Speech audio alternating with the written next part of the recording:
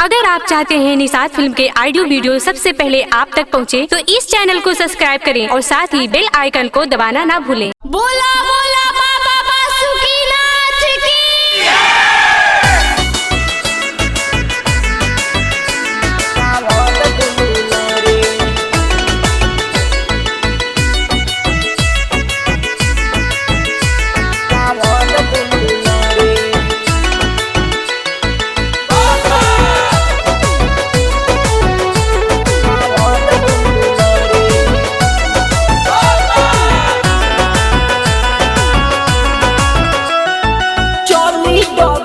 जब मने न करे चली डगर जब मने न करे भातार गोरे जरे भातार गोरे जरे कांवर दुनु लरे भातार गोरे जरे कांवर दुनु लरे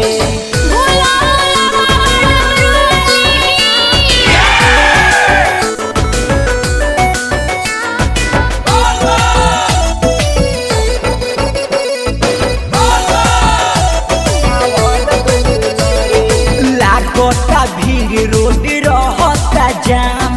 चुए पसीना खूब लागता घाम चुए पसीना खूब लागता घाम रहता भीड़ रोड रहता जाम चुए पसीना खूब उगता घाम होता वे दिक्कत दम नहीं धरे होता वे दिक्कत दम नहीं धरे भातार गोरे जरे भातार गोरे जरे कांवर दुनु लरे भातार गोरे जरे कांवर दुनु लरे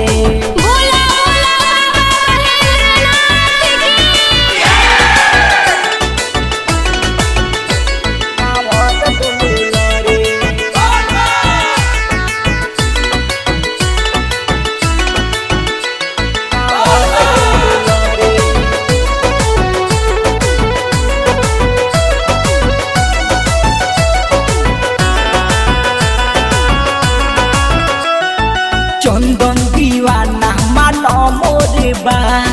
पैदल चले के तू बदल विचार पैदल चले के तू बदल विचार चंदन दीवाना मानो मोरे बा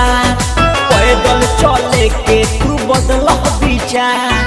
राइटर सुरेंद्र सुशील बारा चले राइटर सुरेंद्र सुशील बारा चले भातार गोरे जरे भातार गोरे जरे कांवर दुनु लरे भातार गोरे जरे कांवर दुनु लरे। माँ लक्ष्मी रिकॉर्डिंग स्टूडियो पिपरा।